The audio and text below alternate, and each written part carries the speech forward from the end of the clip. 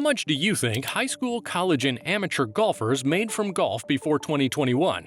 You're right if you're guessing in the region of roughly $0. Yeah, those were tough times, especially if you know how expensive foundational golf can be. But thanks to the law, student and amateur golfers can now sell themselves for money. Okay, maybe not sell themselves, that might be illegal, but they are now allowed to profit from their name, image, and likeness, or NIL. And you may not get how big of a deal this is if you're not in these players' shoes, which, by the way, they can now also get sponsors for.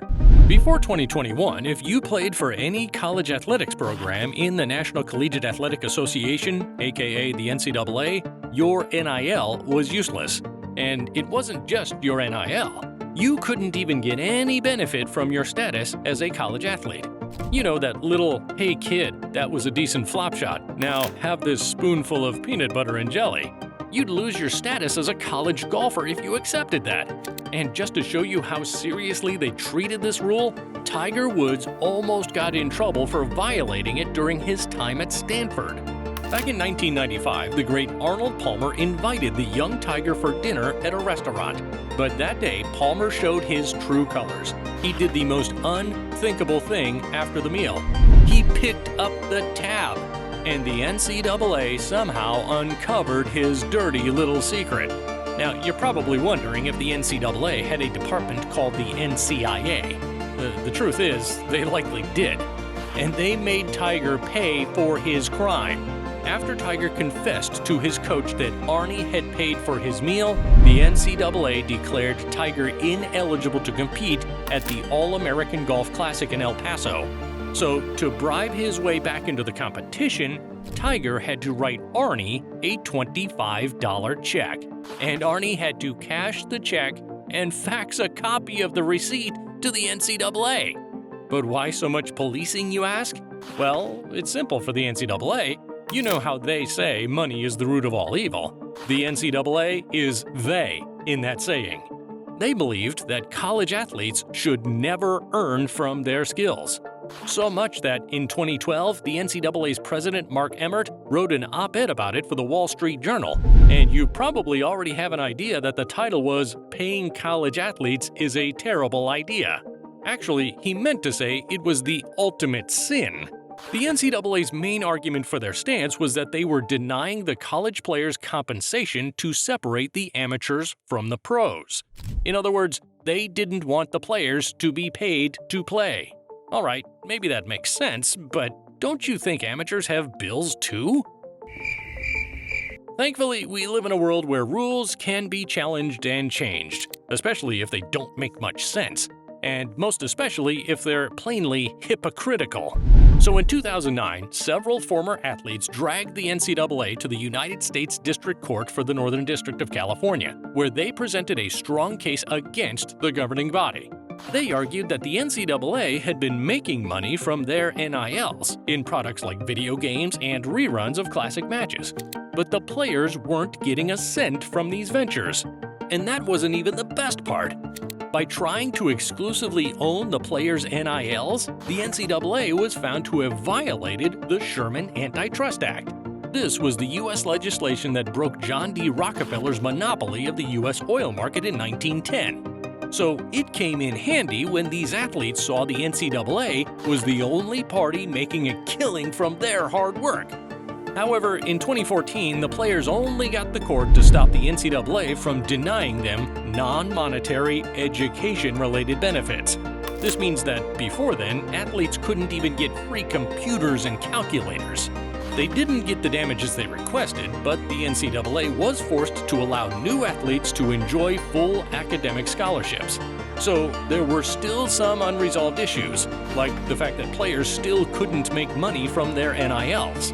So in 2019, another set of athletes returned the NCAA to the same court in California to ask for their rights to use their NILs to make money.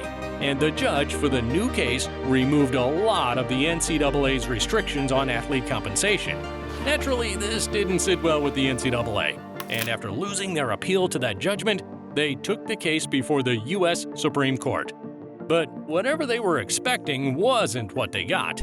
And on June 21, 2021, the Supreme Court upheld the California court's ruling. Bear in mind that by this time, the state of California had already passed the Fair Pay to Play Act into law, which would allow college athletes in California to earn from their NILs.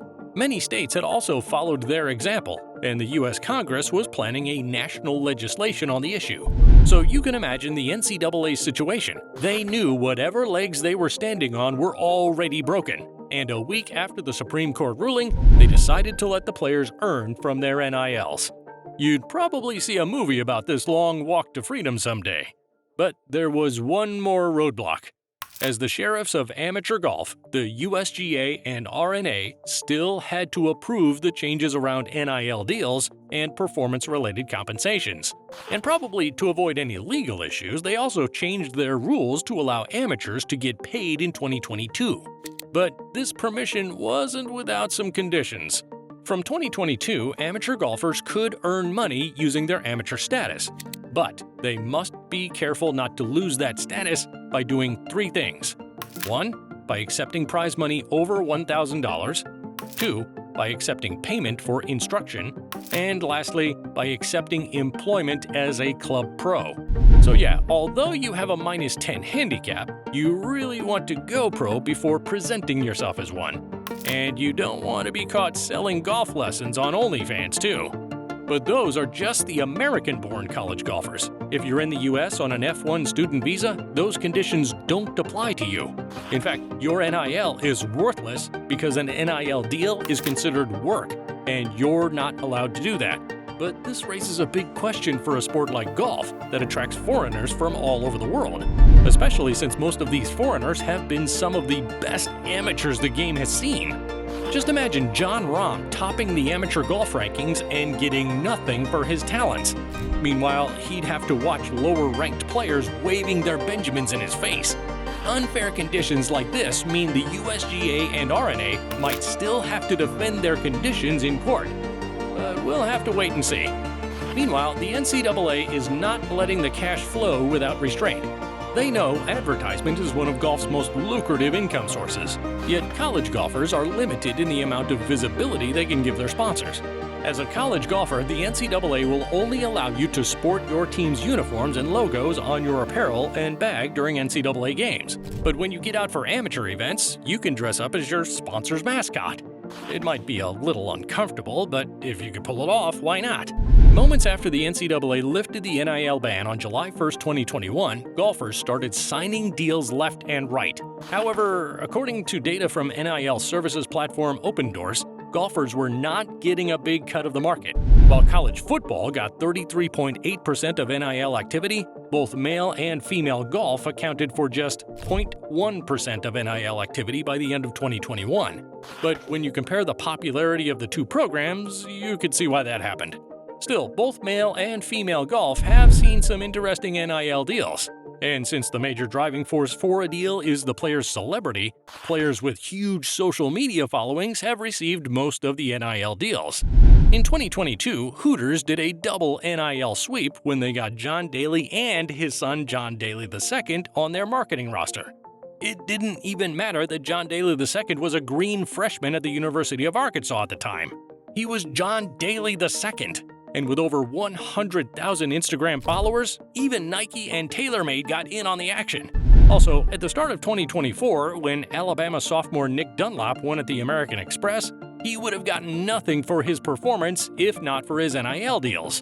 Due to his amateur status, he couldn't receive the tournament's $1.5 million prize money. But Adidas, TaylorMade, and WealthSpire advisors got more than their money's worth from that victory.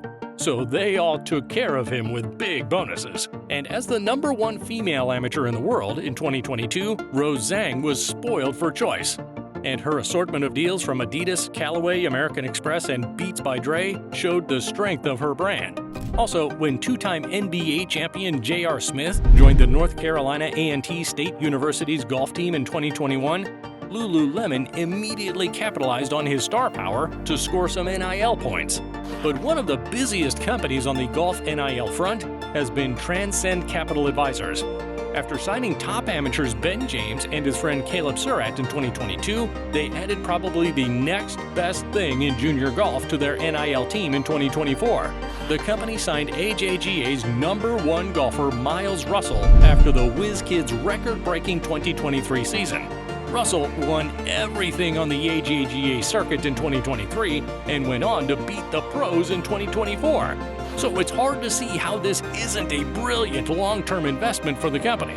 Now, companies can start at the very beginning with golfers and form a beneficial relationship that could last a lifetime. This was probably what Sunday Golf had in mind when they signed 6-year-old Patton Green in 2022. However, these are still the early days of NIL deals, and players have to keep their eyes peeled to avoid getting used by predatory businesses. But if they make the right choices, NIL deals can be a real game changer for developmental golf. And while we're on the topic, how much do you think Tiger's NIL deal would have been worth? If you enjoyed this video about how NIL deals are changing golf, check out the video on the screen now, or the one we posted below, because we're sure you'll like that one too. Let us know in the comments if there's another golf story you'd like us to cover. See you there!